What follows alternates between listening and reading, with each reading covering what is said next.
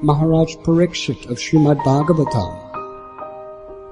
He committed a small offense against Shamik Rsi. Small offense.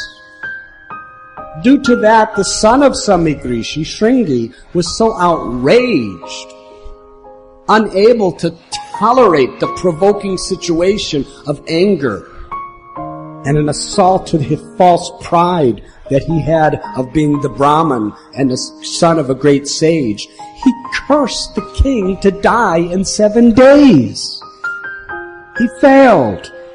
And when Maharaj Pariskshit received the news that he was going to die in 7 days, he was grateful.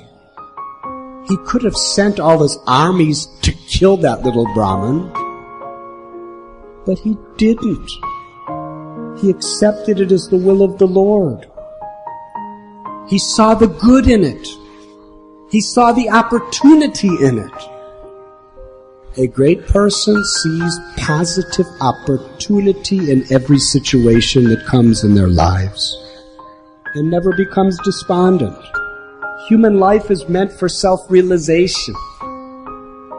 Let me give the next 7 days of my life to hear and chant the glories of Krishna.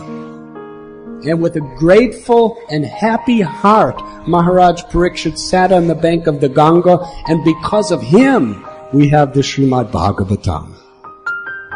One of the most inspiring and greatest spiritual literatures in the history of the world.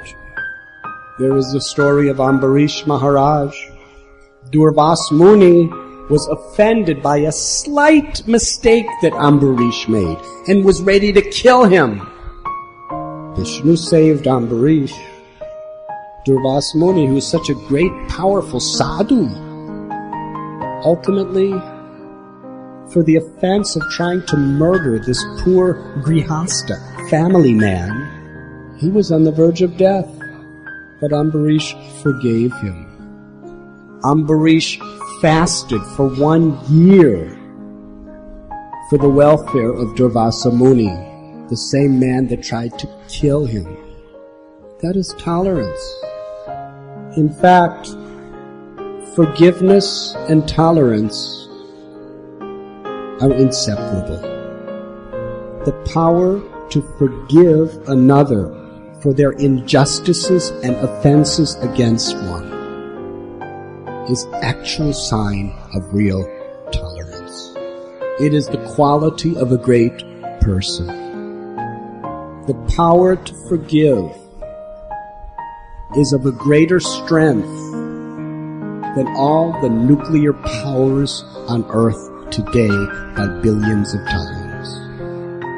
Because the power to forgive can liberate our soul and liberate so many other souls.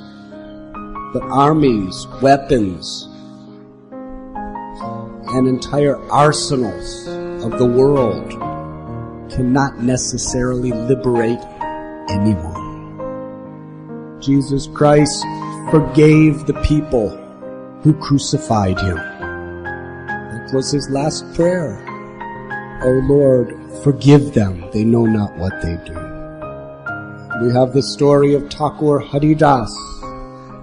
He was beaten with sticks through 22 marketplaces.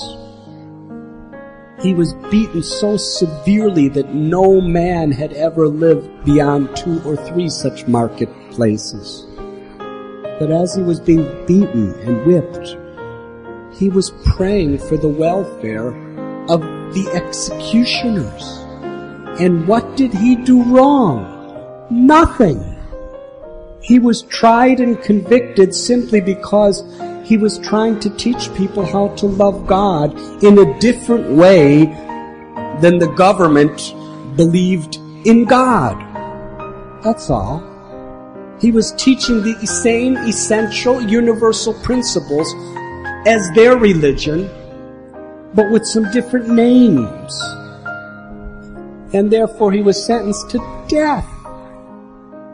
It is described that Vishnu, the Supreme Lord, sent his Sudarshan Chakra to sever the heads of the executioners because they were hurting his devotee, but because Haridas was praying so deeply from the core of his heart for forgiveness toward them. The Lord's chakra was powerless to cause them any harm. That is the power of forgiveness.